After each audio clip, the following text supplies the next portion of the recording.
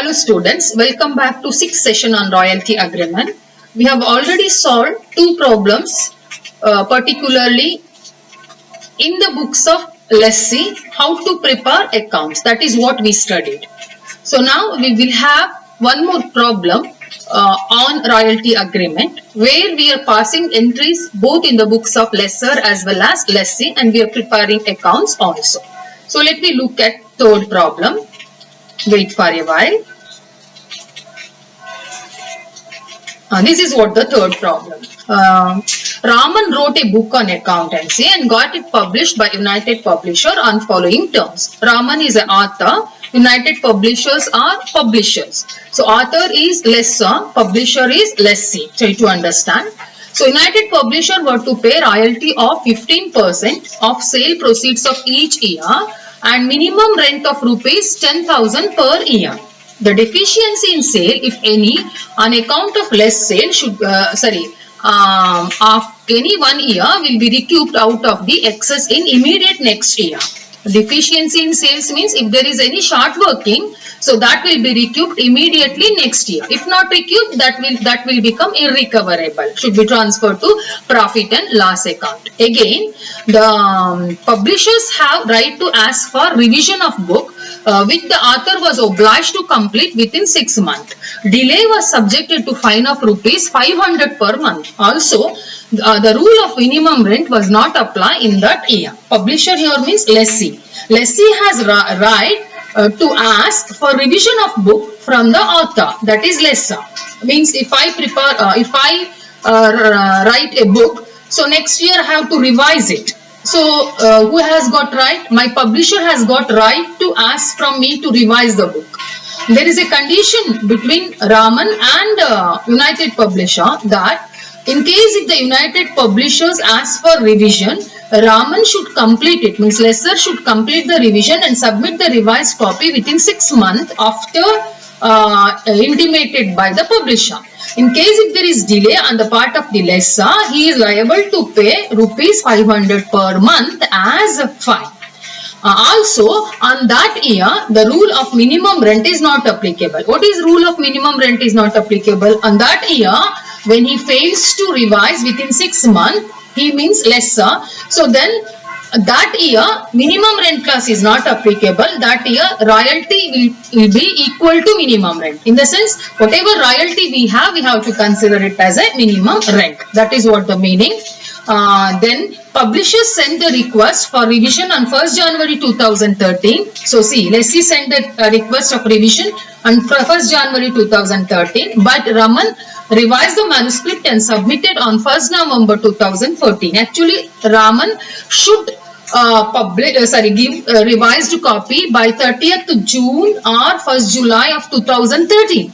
So, but he has not. So, there is a failure on the part of lessor during 2013 with regard to revision of book. He has not revised the book within 6 months as per the agreement. So, during 2013, minimum rent is not applicable. Whatever royalty we will get, that itself will become minimum rent.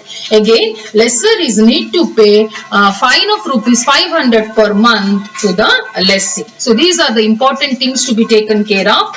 Pass journal entries and prepare important ledger account in the books of both the parties, that is Raman as well as in the books of publishers. This is what the problem. ಈ problem ಏನ್ ಹೇಳ್ತಾ ಇದೆ ಅಂತ ಹೇಳಿದ್ರೆ, publisher author ಹತ್ರ, publisher ಅಂದ್ರೆ lessee, author ಅಂದ್ರೆ ಲೆಸ್ಸ.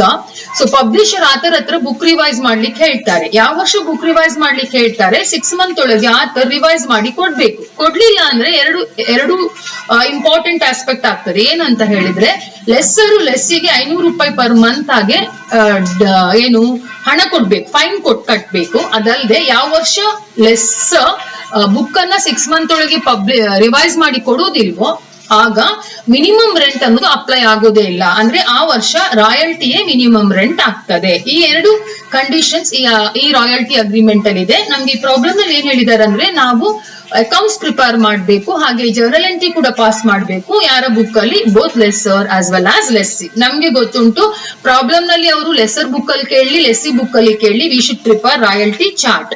ಹಾಗಾಗಿ ಫಸ್ಟ್ ನಾವು ರಾಯಲ್ಟಿ ಚಾರ್ಟ್ ಬಗ್ಗೆ ಗಮನ ಹರಿಸೋಣ. ಸೊ ಫಸ್ಟ್ ವಿ ಸೇಲ್ಸ್ ಬಗ್ಗೆ ಹೇಳಿದ್ದಾರೆ. ಸೊ ಇಲ್ಲಿ ನಂಬರ್ ಆಫ್ ಕಾಪೀಸ್ ಸೋಲ್ಡ್ ಕೊಟ್ಟಿದ್ದಾರೆ. ಸೇಲ್ಸ್ ಕೊಟ್ಟಿಲ್ಲ ಅಂದ್ರೆ ನಾವು ಸೇಲ್ಸ್ ಅರೈವ್ ಆಗ್ಬೇಕು. Because royalty is based on sale proceeds. ನೆನ್ಪಿಟ್ಕೊಳ್ಳಿ ಮಕ್ಕಳೇ, ಒಂದೊಂದ್ಸರಿ ಸೇಲ್ ಕೊಟ್ಟಿರೋದಿಲ್ಲ, ಕೆಲವು ಬೇರೆ ಇನ್ಫಾರ್ಮೇಶನ್ ಗಳು ಇರುತ್ತೆ. ಅದನ್ನ ನೋಡ್ಕೊಂಡು ನಾವು ಸೇಲ್ಸ್ ಅನ್ನ ಕ್ಯಾಲ್ಕುಲೇಟ್ ಮಾಡಿ ಮತ್ತೆ ರಾಯಲ್ಟಿ ಚಾರ್ಟ್ ಅನ್ನ ಬರೀಬೇಕು. ಇಲ್ಲಿ ಸೇಲ್ಸ್ ಎನಿವೆ ಕೊಟ್ಟಿದ್ದಾರೆ, ಹಾಗಾಗಿ ಫಸ್ಟ್ ರಾಯಲ್ಟಿ ಚಾರ್ಟ್ ಅಲ್ಲಿ 5 ವರ್ಷವನ್ನ ಹಾಕಿ, ಆ ನಂತರ ಸೇಲ್ಸ್ ಅನ್ನ ಹಾಕಿ. ನಂಬರ್ ಆಫ್ ಕಾಪೀಸ್ ಸೋಲ್ಡ್ 2000, 4000, 5000, ಆ ನಂತರ ಎಷ್ಟು 2000 and 6000. ಆನಂತರ ಮಿನಿಮಮ್ ರೆಂಟ್ ಹಾಕಿ, ಮೊದಲನೇ ವರ್ಷ 10,000, ಎರಡನೇ ವರ್ಷವೂ 10, ಎಲ್ಲ ವರ್ಷವೂ 10,000, ಮೂರನೇ ವರ್ಷ 10,000. ಅದ್ರ 4ನೇ ವರ್ಷ ಅಂದ್ರೆ 2013. 2013ಗೆ ಪಬ್ಲಿಷರ್ಸ್ ರಾಮನ್ ಹತ್ರ ಕೇಳಿದ್ದಾರೆ, ನೀನು ರಿವೈಸ್ ಮಾಡಿ ಕೊಡು ಅಂತ. ಆದ್ರೆ ರಾಮನ್ ರಿವೈಸ್ ಮಾಡಿ 30th June 2013 ಒಳಗೆ ಸಬ್ಮಿಟ್ ಮಾಡಿಲ್ಲ. ಅಂದ್ರೆ failure on the part of lesser to revise the book within 6 months or to submit the revised book within 6 months. So ಆ ವರ್ಷ ಮಿನಿಮಮ್ ರೆಂಟ್ ಇರೋದಿಲ್ಲ, ಹಾಗಾಗಿ ಆ ವರ್ಷದ ರಾಯಲ್ಟಿಯೇ ಮಿನಿಮಮ್ ರೆಂಟ್. ಹಾಗಾಗಿ 2013 ಇದು ಮಿನಿಮಮ್ ರೆಂಟ್ ಈಗ ಹಾಕೋದು ಬೇಡ. Then 14 as usual ಹಾಕ್ಬೋದು ನೀವು 10,000 rupees. ಅರ್ಥ ಆಯ್ತಾ? 2013 ಇದು ಮಿನಿಮಮ್ ರೆಂಟ್ ಅನ್ನ ಮತ್ತೆ ನೋಡುವ ನಾವು. ಆ ನಂತರ royalty is calculated based on how much, what is that, 15% of sale proceeds. So ಒಂದು ಬುಕ್ ಅನ್ನ ಎಷ್ಟು ರೂಪಾಯಿಗೆ ಸೇಲ್ ಮಾಡಿದ್ದಾರೆ? 2010 ನಲ್ಲಿ 20 rupees. 2000 into 20 ಅಂದ್ರೆ 40,000. ಸೊ 40,000 into 15% ಅಂತ ಹೇಳಿದ್ರೆ 6,000. ಹಾಗೇನೆ ಪ್ರತಿ ವರ್ಷ ನಾವು ರಾಯಲ್ಟಿ ಕ್ಯಾಲ್ಕುಲೇಟ್ ಮಾಡಿ ಹಾಕ್ಬೇಕು. ಸೊ 4,000 into 20 80,000 into 15% ಅಂದ್ರೆ 12,000. ಅದೇ ತರ 5,000 into 25, 2,000 into 25, 6,000 into 30, ಅದರ 15% ಪ್ರತಿ ವರ್ಷ ರಾಯಲ್ಟಿ ಕಾಲಮ್ ಅನ್ನ ಭರ್ತಿ ಮಾಡಿ. ಇನ್ನು ನಾವು ಇಯರ್ಲಿ ಈ ಟೇಬಲ್ ಅನ್ನ ಅಥವಾ ಚಾರ್ಟ್ ಅನ್ನ ಭರ್ತಿ ಮಾಡ್ತೇವೆ. ಫಸ್ಟ್ ಗೆ ಇಯರ್ ಹಾಕೊಳ್ತೇವೆ, ಆನಂತರ ಪ್ರೊಡಕ್ಷನ್ ಅಥವಾ ಸೇಲ್ಸ್, ಈ ಪ್ರಾಬ್ಲಮ್ ನಲ್ಲಿ ಸೇಲ್ಸ್. ನೆಕ್ಸ್ಟ್ ಮಿನಿಮಮ್ ರೆಂಟ್, ಈ ಪ್ರಾಬ್ಲಮ್ ನಲ್ಲಿ ನಾವು 2013 ಇದು ಮಿನಿಮಮ್ ರೆಂಟ್ ಇನ್ನು ಹಾಕಿಲ್ಲ. ಆ ನಂತರ ರಾಯಲ್ಟಿ ಹಾಕ್ತೇವೆ. So royalty is based on sale, 15% of sale proceeds. ಇಲ್ಲಿ ಸೇಲ್ ಯೂನಿಟ್ಸ್ ಅಲ್ಲಿ ಕೊಟ್ಟಿದ್ದಾರೆ, ರುಪೀಸ್ ಅಲ್ಲಿ ಕೊಟ್ಟಿಲ್ಲ. Sales in units into selling price calculate ಮಾಡಿ, ಆಗ ಟೋಟಲ್ ಸೇಲ್ಸ್ ಇನ್ ಅಮೌಂಟ್ ಸಿಗ್ತದೆ. ಅದರ ಮೇಲೆ ಪ್ರತಿ ವರ್ಷ 15% ರಾಯಲ್ಟಿ ಕ್ಯಾಲ್ಕುಲೇಟ್ ಮಾಡಿ ಹಾಕಿದಾಗ 6, 12, 18.75, 7,500, 27,000 ಬರುತ್ತೆ. ಅದನ್ನ ರೆಕಾರ್ಡ್ ಮಾಡಿ ಯಾವ ಕಾಲಮ್ ಅಲ್ಲಿ? ರಾಯಲ್ಟಿ. ಇನ್ನು ನಾವು ಒಂದೊಂದೇ ವರ್ಷದ ಕಂಪ್ಲೀಟ್ ಮಾಡ್ತಾ ಬರುವಂತದ್ದು. ಈ 4 ಕಾಲಮ್ ಅನ್ನ ಒಮ್ಮೆಯೇ ತುಂಬಿಕೊಳ್ಬಹುದು. ಈಗ ನಾವು ಯಾವುದು ಮಿನಿಮಮ್ ರೆಂಟ್ ಯಾವ ಕಾಲಮ್ ನಲ್ಲಿ ಭರ್ತಿ ಮಾಡಿಲ್ಲ? 2013 ನಲ್ಲಿ ಭರ್ತಿ ಮಾಡಿಲ್ಲ. ಪ್ರತಿ ವರ್ಷದ ಮಿನಿಮಮ್ ರೆಂಟ್ 10,000. ಆದ್ರೆ 2013ಗೆ ಮಿನಿಮಮ್ ರೆಂಟ್ ಅನ್ನೋದು ಅಪ್ಲೈ ಆಗೋದಿಲ್ಲ, ಆ ವರ್ಷದ ರಾಯಲ್ಟಿಯೇ ಮಿನಿಮಮ್ ರೆಂಟ್. ಈಗ ನಮ್ಗೆ ಗೊತ್ತಾಯ್ತು ಆ ವರ್ಷದ ರಾಯಲ್ಟಿ 7,500. ಹಾಗಾಗಿ ಈಗ ನಾವು ಮಿನಿಮಮ್ ರೆಂಟ್ ಆಫ್ 2013 ಅನ್ನು ಭರ್ತಿ ಮಾಡಬಹುದು 7,500. ಈಗ ಒಂದೊಂದೇ ವರ್ಷ ಹೋಗುವ. First year minimum rent is 10,000, royalty is 6,000. So it is second situation. Royalty is less than the minimum rent, or minimum rent is more than the royalty. So there is a short working of 4,000. ಈ 4,000 ಅನ್ನ ಒಂದು ವರ್ಷ, next ಒಂದು ವರ್ಷದೊಳಗೆ recover ಮಾಡ್ಕೊಳ್ಬೇಕು. ಹಾಗಾಗಿ carry forward ಮಾಡ್ತಾ ಇದ್ದೇನೆ, 9th ಕಾಲಮ್ ಅಲ್ಲಿ ಬರೀತಾ ಇದ್ದೇನೆ. So 4,000. So amount payable is equal to minimum rent, that is 10,000. So then second year 10,000 is minimum rent, royalty is 12,000. Again same situation. Royalty is more than the minimum rent, so there is a surplus 2,000. This surplus can be used to recoup short working of previous year. This is the last year for recoupment. So 2,000 only. 4,000 was the carry forward amount, but you recouped only 2,000. So cannot be recouped, should be transferred to profit and loss account. ಹಾಗಾಗಿ 8ನೇ column ನಲ್ಲಿ 2,000 ಬರೆದಿದ್ದೇವೆ. So next payment is equal to, ಈಗ excess ಇದ್ದದೆಲ್ಲ recoupment use ಆಯ್ತು, ಇವನಿಗೆ ಏನು ಉಳಿಲಿಲ್ಲ. ಹಾಗಾಗಿ 10ನೇ column ಅಲ್ಲಿ ಏನು ಬರೀಲಿಕ್ಕೆ ಆಗಲ್ಲ, ಲೆಸ್ಸರ್ಗೆ ಏನು ಉಳಿಲಿಲ್ಲ. 11th ಕಾಲಮ್ ಅಲ್ಲಿ amount payable to lessor will be equal to minimum rent, that is 10,000.